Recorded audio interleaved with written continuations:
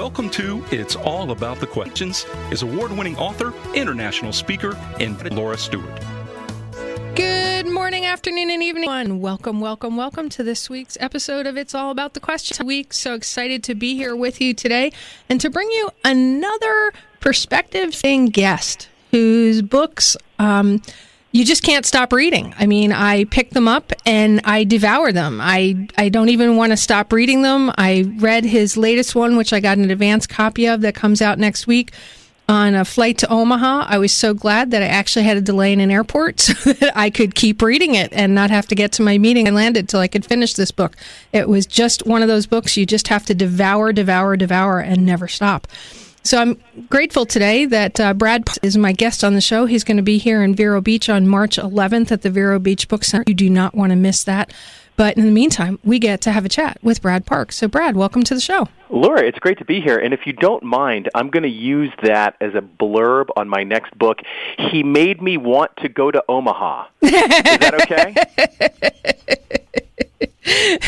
It was 8 degrees when I got off the plane. I had left Florida at 75. Well, there's nothing I can do about that unless you want to burn the book for warmth. No. I did not want to burn the book for warmth because it just was that good. Well, I hope that I think the best praise you can get for an author is when someone says, "I know I have to clear my calendar for about 8 hours before I sit down with one of your books because I'm not going to want to do anything else for the next 8 hours." When I hear that, it just makes my heart sing. It is truly the best compliment. I'll never forget the first time I got one of those with my book, and I write nonfiction, not fiction. So I can understand that because your books just, from the first word on the first page, you just you feel like you're in the world of the characters. Right. Well, and that's the hope, and isn't that all why we read fiction? We want to be transported somewhere. We want to be taken away. In the case of Closer Than You Know, which is the book you read, I take you into the world of Melanie Barrick, who is this young mother who has immediately a problem. She is. So I always say that I don't know if you're a parent, Laura, but I'm a parent, and every parent kind of probably tells this joke at some point, and that is, they've done something benignly stupid with their kids, whether it's they forgot to change the diapers, or they forgot to put fruit in the kids' lunch, or they send them off to school with torn jeans, or whatever it is, and then they go, "Oh my God, social services is going to swoop in and take away this kid any second," right? Except for Melanie Barrick, that's no joke. She is a young working mother. She comes home one night to pick up her kid from childcare, only to learn the baby has been taken away by social services, and no one will tell her why. So the hope is that when that's the first chapter, you're going to want to read chapter 2 to find out what happens. Yeah, and thank you for sharing the title of the book, which I was just so excited to be talking to you because this book was so good. Okay. It's Closer Than You Know. It comes out on March 6th to everybody. You can pre-order now anywhere books are sold, but it comes out on March 6th. This book was a departure for you. Now, you've won Lefty Awards. You've run Seamus Awards. I mean, you're the only book that you wrote, Faces of the Gone. It's the only book in history to have won both the Seamus and Nero Awards.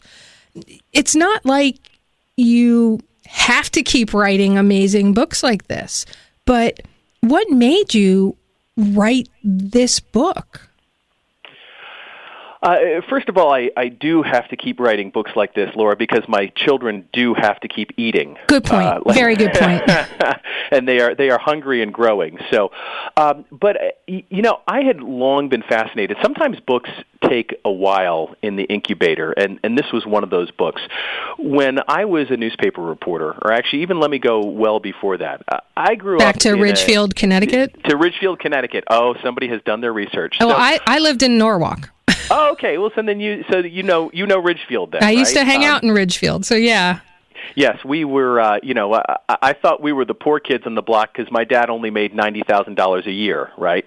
And for Ridgefield, that is poor. Yeah, exactly. And we were this, comfortable upper middle class white community where social services was not a factor. They were not in the lives of my family or any family I knew.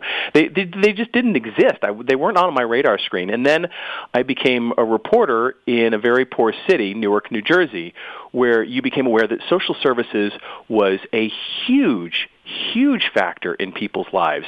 And they were making these decisions to take kids away from one family, give them to another family. I mean, these absolutely enormous, impactful decisions. And it kind of opened my eyes to the fact that, no matter where you go, whether you're talking about Newark or a white suburb or anything in between, there is an agency of federal government that has the authority to take you. I'm sorry, not a federal government. I generally have state or local government that has the authority to take your children from you, right? And what an awesome authority, especially if it could be abused. And that's the what if question that really fuels a thriller. So really I started with, okay, what if you did have this woman who came home from work one day and her child has been taken, no one will tell her why, what happens next?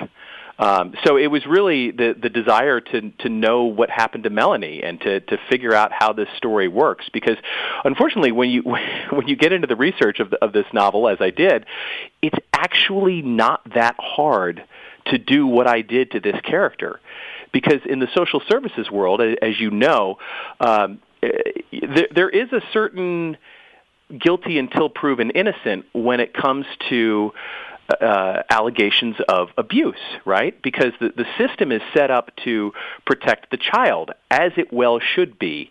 And believe me, I'm not. This is not any kind of polemic against the Child Protective Service system.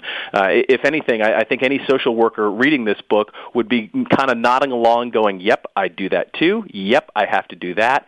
And yet, for the mother involved in this case, she is thrust into this horrible setting where nobody believes her. Nobody wants to hear her, and nobody is giving the benefit of the doubt. And isn't that just a terrifying circumstance for any of us to be in? One of the things that kept coming to me when I was reading the book was it felt so real to me that, yeah, like you said, this could easily happen. And it got me wondering, has this already happened? Boy, I don't know about that. I always say that people like their truth stranger than fiction, but they like their fiction to read like it's true. So I think that's kind of what I strive for, is to give you that feeling of, wait a second, this really could happen, couldn't it? And in fact, it could. I don't want to get spoiling the plot too much, but we learn pretty quickly that somebody has lodged a seemingly credible allegation that Melanie Barrick was dealing drugs. And then we learn that somebody has left an anonymous tip line that Melanie Barrick was trying to sell her baby. All these things that, again, if you put yourself in the situation or in the position of social services and you hear, here's a mom who's dealing drugs, here's a mom who's trying to sell her kids, you have no choice but to remove that child from that household immediately and as quickly as possible. And by the way, the law is on the side of social services in this case. Well, here's what's really interesting. Somebody I know, something like it just happened to them. Oh, wow. And social services got called. Somebody got called in around potential sexual assaults. Right. And all of that. And what ended up happening was he was hooked on painkillers due to a back injury.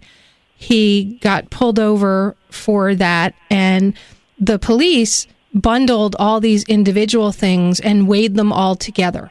Right. So all of a sudden it became he was dealing. Right. And the FBI, the DEA got called in, his daughter got removed, all of this stuff happened, and then the police went, after it had splashed over the entire industry that he was in, every magazine about this person, it was all over the news. The police went, oh, sorry, we messed up. Yeah. And forget all of that. He wasn't dealing. There was nothing wrong with his daughter. Nothing happened, but yet this happened. And one of the early titles for this book that I dismissed because it was ultimately kind of too cold and impersonal, but it was The System. because everybody involved in the child protective world, they refer to it as the system. Oh, the system this, the system that.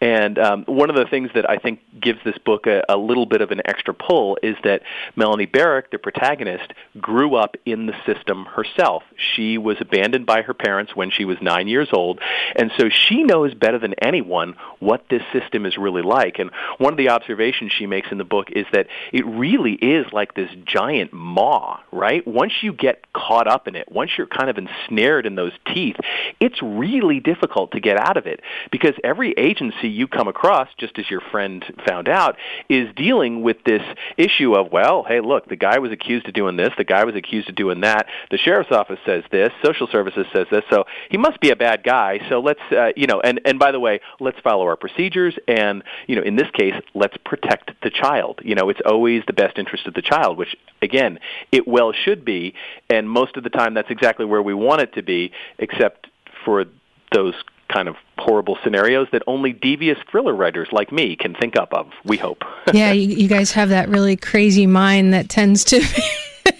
I don't know if I really want to be in your brain, but part of me does, because it's really amazing, and we're going to talk about that when we come back from our first commercial break. More with Brad Parks, author of Closer Than You Know. Brad, when I went to Omaha, which we talked about at the beginning of... It all comes back to Omaha. It all comes back to Omaha. I grew up hearing about Boys Town. Are you familiar with Boys Town? Refresh my memory. Okay, so it wasn't just that awesome movie with Spencer Tracy and Mickey Rooney. It was founded by Father Flanagan, and he created this place to basically get rid of reform school and a horrible orphanage and foster care system that had existed. And it was 101 years ago that he founded Boys Town. And then it became an actual town in Omaha, Nebraska. Right, okay. And while I was in Omaha, I went and I visited it. Because I grew up in New York, always hearing about Boys Town. They had the Boys Town newsletter and all this stuff. And it got me thinking, especially considering that I was reading your book, Closer Than You Know, on my flight to Omaha. I said, I really do need to go there and just get a feel for another possibility of a kind of system that could be put in place for it. Do you think that, probably not think, let's change the phrasing on that. With all the research that you did, because this book and all your books, it's very obvious how much research you do to understand the system, as you called it, and the people involved and the emotions involved. Do you think that, is there a possibility of fixing this system? Yeah. So can you fix the system? You can, actually, Laura. It just requires, and nobody wants to hear this, a lot more money. And that's it's kind of an easy fix, and nobody, but I think a lot of the root of what ills the Child Protective Service system starts with they don't have nearly enough caseworkers. And the caseworkers are not paid nearly enough money. So it is a tough line of work to try and recruit people into.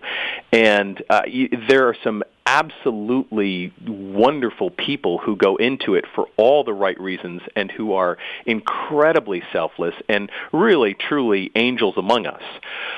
The problem is there's also that bottom of the barrel element that you sometimes get when you're just not paying people much money. It's a low-respect job. It's a lousy job to have. I mean, it's an emotionally grueling job to have. And so, I think this goes really across the board with our caregivers, Laura. Like, our society doesn't value caregiving enough.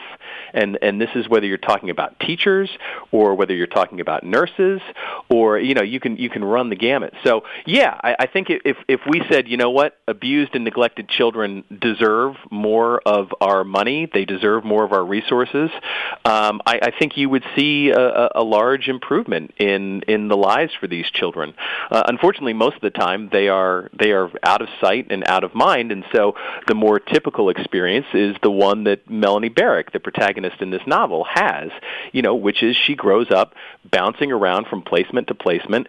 She's with families that are, look, there are some wonderful, wonderful foster families out there, and hopefully we've all bumped across someone and give those people a huge pat on the back. But then there are also people, and I don't know what it is exactly in the state of Florida, but in the state of Virginia, they pay you $500 a month to take in a foster kid. And so there are some folks out there who go, wait a second, if I get 3 foster kids, maybe 4 foster kids, that'll pay my mortgage, that'll pay my grocery bill, and I won't have to work, I won't have to do anything. And so there is the possibility of abuse out there. And that's certainly what Melanie Barrick from Closer Than You Know found, and unfortunately it's what a lot of children found. My research for this novel was twofold, actually. I had the serendipitous experience of coming home from work one day, and my kids were talking with the babysitter, who was this, lovely, well-adjusted young college student, and she said something like, my daughter asked her, "Oh, do you have any brothers or sisters?" And she said, "Oh, yeah, I've had 20 or 30. And I go, what? and it turned out she had grown up in foster care. So, I ended up having lunch with her, and she kind of told me all about her experiences, and then from there, just reading memoirs, and there are a number of excellent memoirs about the foster care system. And unfortunately, the average typical experience is that foster care tends to create as many problems as it solves. So working this all the way back around to where you originally started, I think if we pumped more money into the system, it probably would improve things. That was way too long an answer, wasn't it? No. It's, in my opinion, there's never too long an answer if it gets to a point. Sometimes you can, shorten the curving. Your book, by the way, is not too long. It's just perfect. Oh, thank you. That's what matters. I'm a much better writer than I am talker.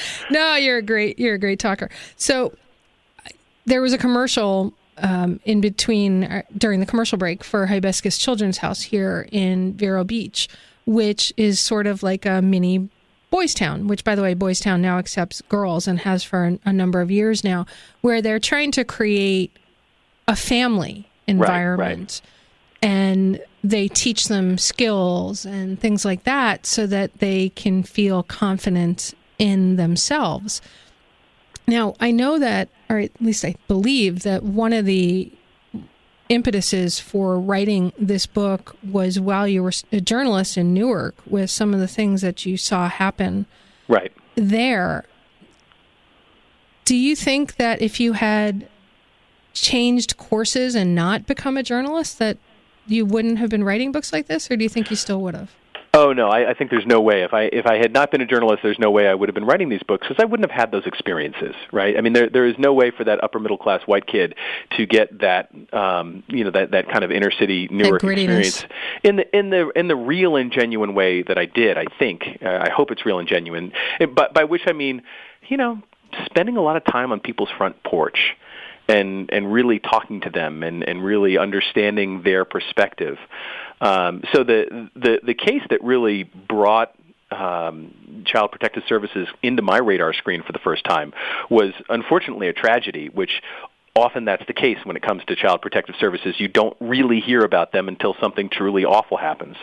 And in this case, there was a young boy by the name of Fahim Williams who was in an abusive home, and it actually started with the boyfriend of the woman who had been watching these kids was looking for his boots one day, right? And he's looking all over for his boots, can't find his boots. He thinks maybe his girlfriend has hidden them from him, and he gets to the basement door, and the basement door is locked, right? And so he finds a screwdriver, he jimmies it open, and there, to his shock and horror, are 2 small children huddling in the darkness.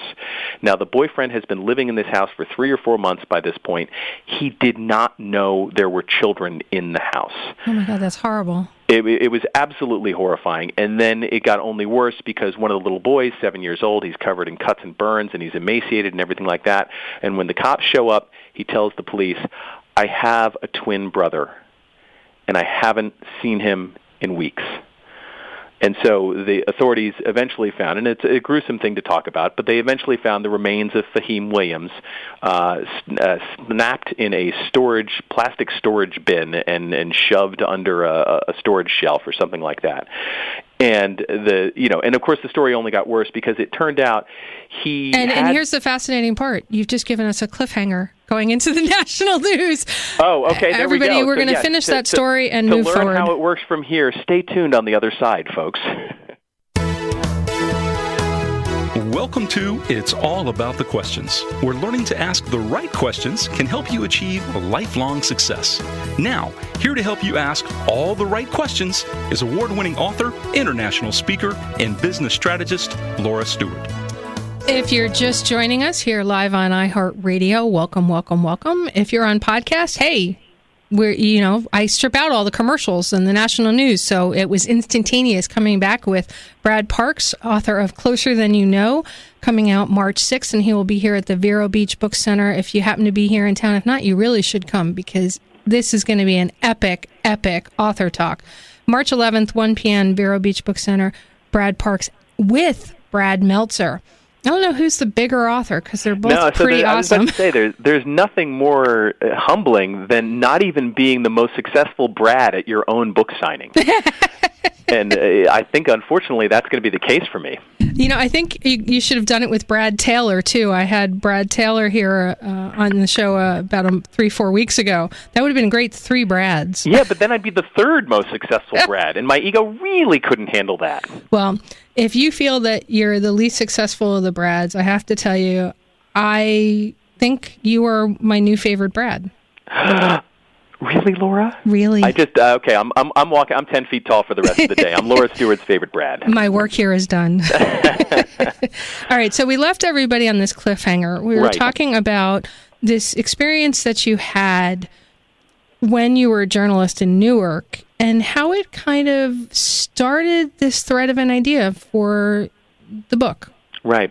So the story, and yes, we were mid-anecdote. It's a sad story, and it has a sadder ending, and that is that this 7-year-old boy who was neglected and abused and eventually starved to death in a basement had been a case file with the Division of Youth and Family Services in New Jersey, and the file had been closed 9 months earlier, and the social worker had never talked to any of the children involved.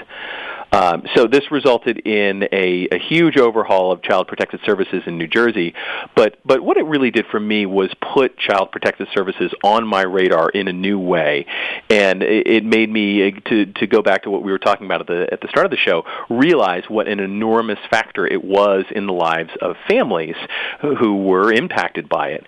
And, and particularly in an African-American area, they really saw Child Protective Services as being almost like the modern slave trader, which is going to sound really extreme to people who maybe don't have that sensitivity, but to them it was this powerful outside force that could come in and take your child away for what seemed like really capricious reasons because, hey, look, on the one hand, there's that family over there, and what they're doing is much worse than what I was doing, but they took my kid away, and they didn't take that kid away. And so, I mean, it just really kind of opened my eyes to how it was viewed as being this powerful outside agency coming in.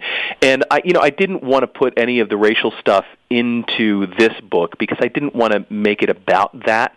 But what I really did take away, and this is what Melanie Barrick, the protagonist of Closer Than You Know, feels throughout, is that she is powerless. And that's really the important takeaway, is that once you do get involved with social services, and once you do become a case file, you no longer have any real agency over this incredibly, incredibly important part of your life. What's interesting in this book, and I don't want anybody to think that it's gory if you don't like gory books, or it's a radical departure from Brad's other books. This book, for me, Brad, kept me on the edge. Like, I think, no, do I know? Do I not? I don't know. Wait, where is this book going?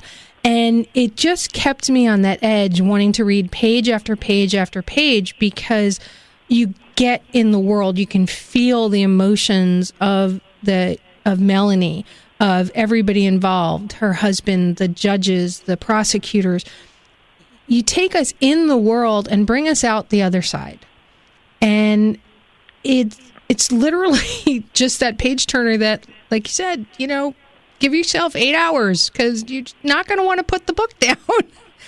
Well, that's hopefully the idea. I always remember as a young author, I did we were talking about book signings during the break, and our audience didn't get to hear it, but we were talking about those disappointing book signings where, you're all excited, you're fired up as an author, you're doing this book signing, and then you get 3 people in the audience. Or none or one. Or none or one. And I had one of those experiences one time in Fredericksburg, Virginia. I had been super excited going into the gig because there had been this beautiful review in the Fredericksburg Freelance Star, the local paper. It had called me a meld of Bob Woodward and Janet Ivanovich, which never heard that one before, but I certainly wasn't going to turn it down. So I was all excited and thinking people are going to read this review and say, who is this guy? And, instead I go, it's like, yeah, there's 3 people, and by the way, 2 of them work for the bookstore. So, and I come out, and across the parking lot from the bookstore was a movie theater. And it was a Friday night, and there I was coming from this empty book signing and seeing this massive full parking lot, and that's when it clicked to me. You know what? My competition, it's not other books, right? It's that movie screen. It's the game in your pocket. It's what's on TV. It's all of the other things you could be doing instead of reading my book. And therefore, my book has to be that thing you just can't put down, that you just have to know what happens. And in this case, yeah, you got to know, does Melanie Barrett get her kid back or not? And by the way, who's been the person taking the kid from her all this time? And so hopefully, yes, that will propel you very nicely through 400 very fast pages. Along that same line of conversational thread that we're going, I have a lot of authors and wannabe authors that listen to my show. Okay. Is there a piece of advice you would give them, not only about writing their book, but also about, after their book is out, promoting it to get people to know about their words? So I'm not sure about the promotion. I actually obviously get on Laura Stewart's show, but get on Laura Stewart. It is a fast track to the bestseller list, baby. The writing. I can give all kinds of writing advice, most of which would probably be useless. But at the end of the day, it's pretty simple. Don't be boring. Like, seriously, I think a lot of times as storytellers we'll say, well, this part is a little slow, but it's really important because you need to understand that, Melanie Barrett once played tennis, and this knowledge of tennis. No, you don't need to know that, actually. And so it's just making sure that every scene is there for a reason, and that every scene has an energy to it and a juice to it. I think, so I'm doing this show at the Vero Beach Book Center on March 11th with Brad Meltzer, and yes, that was a plug. Did you like how I did that? I love how you did that. Read Brad Meltzer's books. There's not a wasted word, right? And there's not a wasted scene, and in every scene, something is happening. And I think that's the critical thing. Something has to be happening in every scene. And by the way, the something can't be your beautiful writing, okay? Because I hate to say it, no one is here for your beautiful writing. They're just not. And it breaks my heart because I love writing beautifully too, but it's really all about the story. I remember another well-known Florida resident, a guy by the name of James Patterson, who has sold, by the way, 1 or 2 more books than I have. There was once a New York Times Magazine piece about James Patterson where the interviewer asked him about the fact that, in fact, his first book, Kiss the Girls, I think it was, won the Edgar Award. And the Edgar Award is the highest prize given by the Mystery Writers of America, and it generally skews kind of literary to people who have really pretty sentences. And, of course, James Patterson doesn't have really pretty sentences anymore, and the interviewer was asking him, what happened to your sentences, basically. And James Patterson, who is, by the way, the best-selling author in America, said, readers don't care about sentences, readers care about stories. And like it or not, James Patterson is absolutely right. Yet, if the book is laden with improper grammar, spelling errors, things like that, people can't get to the story. Well, that's true. Obviously, but there's a minimum competency level required, which, of course, James's books all very much meet. But I guess it's always remembering that the story is what matters. And I believe that we are these funny little monkeys that have taken over the planet for one reason and one reason only, and that is our ability to tell stories. And this gets into perhaps too long a topic on even an hour-long radio show, but when you look at the history of humanity and when you date when we believe that the human ability for language evolved, it is very neatly coordinated with when human beings came pouring out of Africa with art, culture, and all the tools they needed to take over the world. And it's because storytelling, I think, is the one quintessential human trait, which is why stories matter. In this particular book, you chose to, in your story, write from a female perspective versus a male perspective.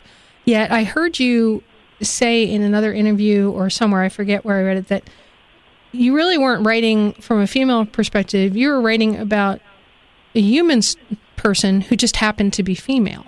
Right. Well, now you've stolen my answer. But, okay.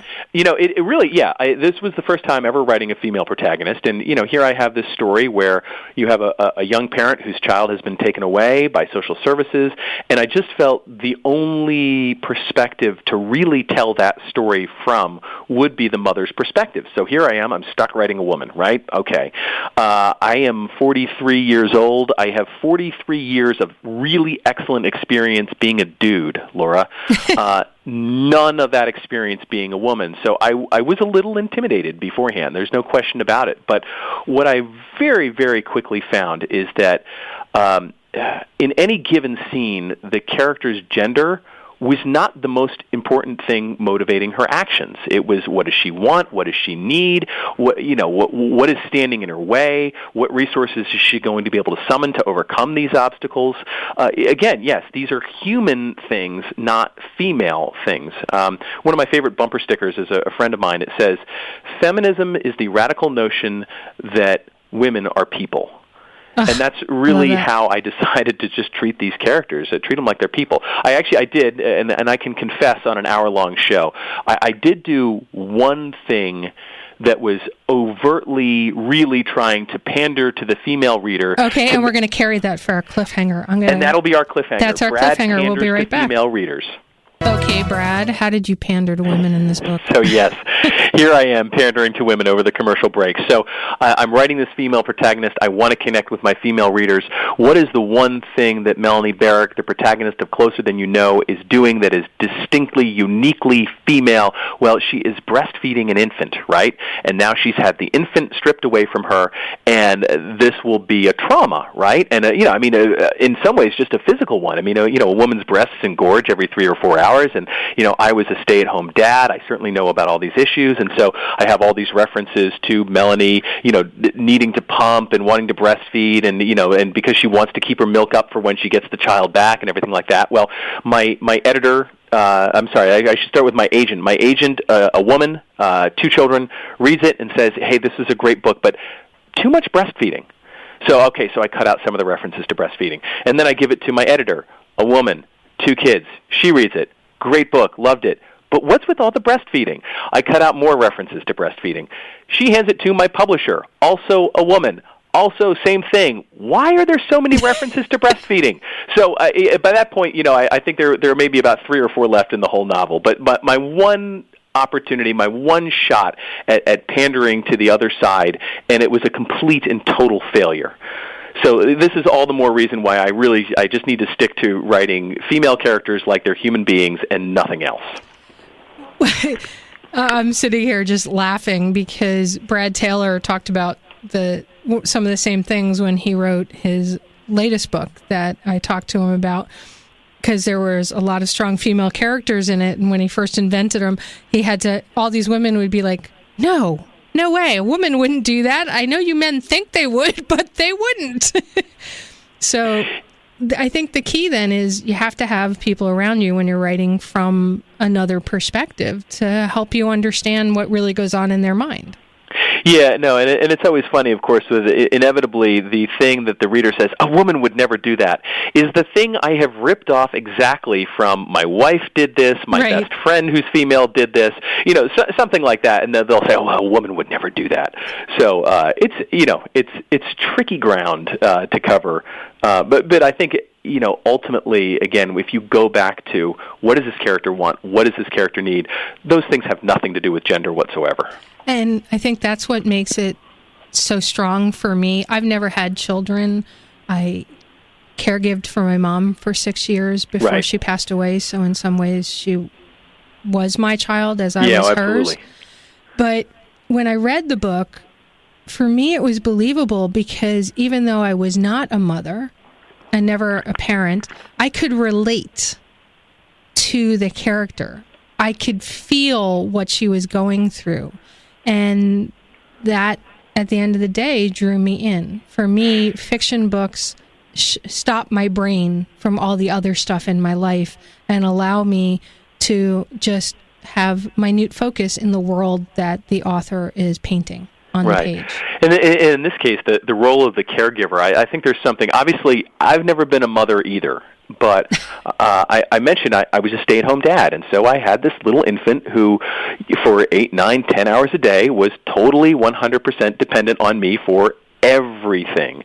Oh, and believe me, if we're going to talk about lactation again, I know I shouldn't, but I cannot tell you how many times I wish my breast lactated.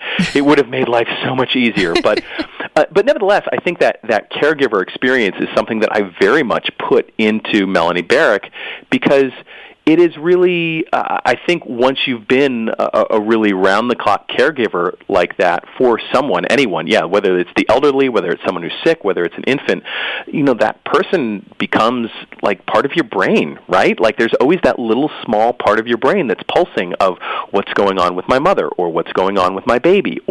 And it is, I think maybe you need to have done it to be able to represent it, but it is an experience I think was a very valuable one for me, and I certainly could not have written this novel without having had that experience. All of your books have this idea in it for the reader that you lived it. How did you even know that you did that? No. Well, so my first 6 novels, of course, are it's an investigative newspaper reporter who writes about crime in Newark, New Jersey, and I was an investigative newspaper reporter who wrote about crime in Newark, New Jersey. So perhaps the feeling that you've lived it is not at all coincidental.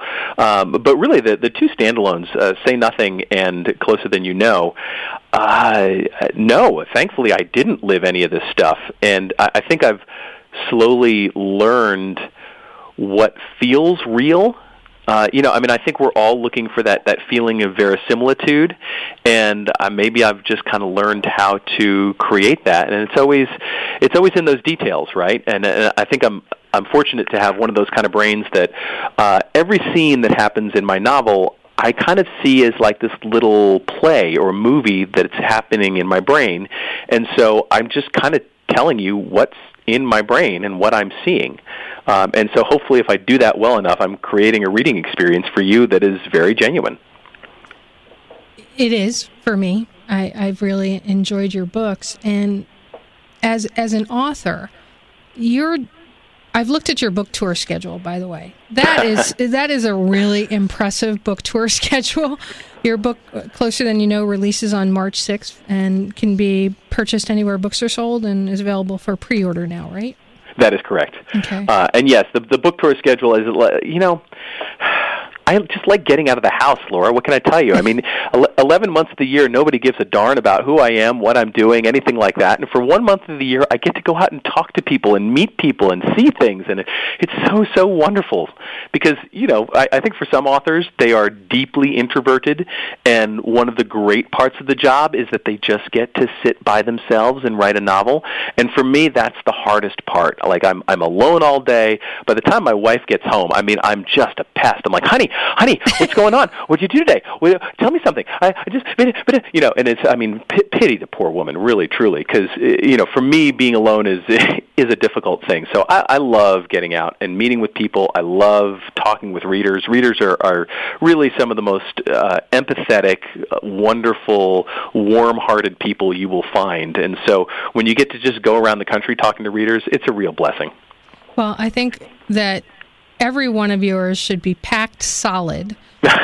So let's remind people where they can catch you here in Vero Beach.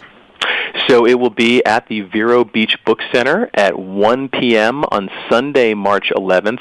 It is a joint appearance with Brad Meltzer, where I will be only the second most famous Brad in the room. The only thing I will have going, Brad is completely bald, so it will be very unusual for me. I will be the least bald of the Brads in the room, which is, that's a perk for me. I got that going for me. Hey, take whatever you can get, right? Exactly. Why with somebody? Honestly, because we were already booked in the Vero Beach Book Center, and then Brad Meltzer called them up, or his publicist called them up, and said, hey, this is the only day we can do it. And so then my publicist called me and said, do you want to do a joint event with Brad Meltzer? And it's like, yeah, sure I do. I love Brad Meltzer's stuff. Bring it on. I love it. I think it's going to be really great.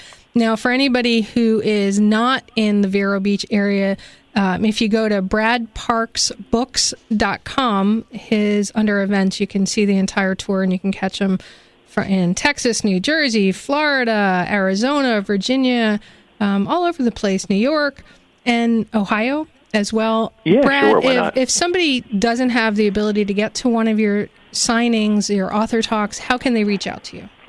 So, of course, there's always the venerable Facebook. Go to www.facebook.com/BradParksBooks, or you can find me on Twitter at Brad_Parks. And I'm always happy to interact with readers. I mean, Laura, that really one of my favorite parts of the job is, I toil all year for many, many long months to create this story, but the story doesn't really, truly come alive until someone else reads it. And then it becomes pictures in their heads, and the character becomes part of their heart, the way the character is part of my heart. So being able to share that is really the great pleasure of what I get to do for a living. And that is the perfect way to end the show. Thank you so much for being here with me, Brad. Laura, it was a real pleasure. Thanks for having me on, and I hope to see you guys all at Vero Beach Book Center on March 11th. That would be great. And grab his latest book, Everyone Closer Than You Know, Brad Parks. Thanks for being here. And remember, everybody, the right questions truly can change your life. So what are you asking yourself today? Have a great day, everyone. Hug someone you love, and read a good book.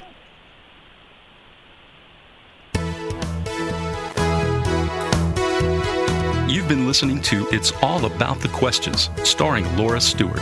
Connect with Laura at it'sallaboutthequestions.com and download a free workbook that will help you ask better questions starting today.